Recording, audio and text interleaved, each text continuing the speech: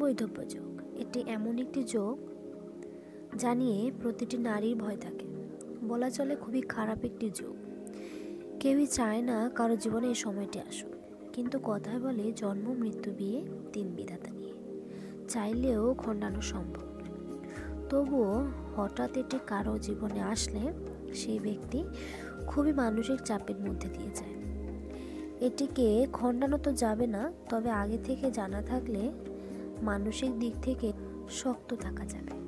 আজ আমি এমন কিছু সংকেত বলবো যে সংকেত কারো থাকলে বুঝে নিতে হবে তার বৈধব্য যোগ রয়েছে। শরীরের অনেক স্থানে তিল চিহ্ন দেখতে পাওয়া যায়।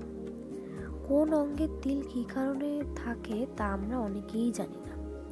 এই তিল চিহ্ন থেকে আমরা অনেক আগাম সংকেত পেয়ে থাকি। যেমন যে নারীর নাসাগ্রে কালো তিল বা আঁচলি থাকে সে নারীর বৈধব্য যোগ রয়েছে, এবং যে নারীর নাকের ডগায় তিল থাকে সে নারীর বিবাহে 10 বছরের মধ্যে বৈধব্য যোগ থাকে।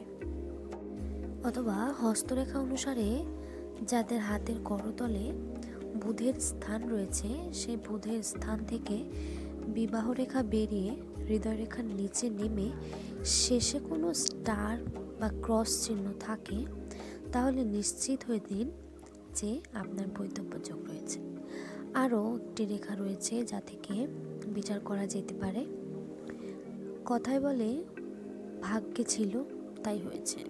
হ্যাঁ, করতলের ভাগ্যরেখা রয়েছে, সেই ভাগ্যরেখা থেকে কোনো রেখা নিচের দিকে নেমে এসে শুক্র স্থানে চলে যায়, তার সঙ্গে আরও একটি রেখা নেমে কেতু স্থানে গিয়েছে।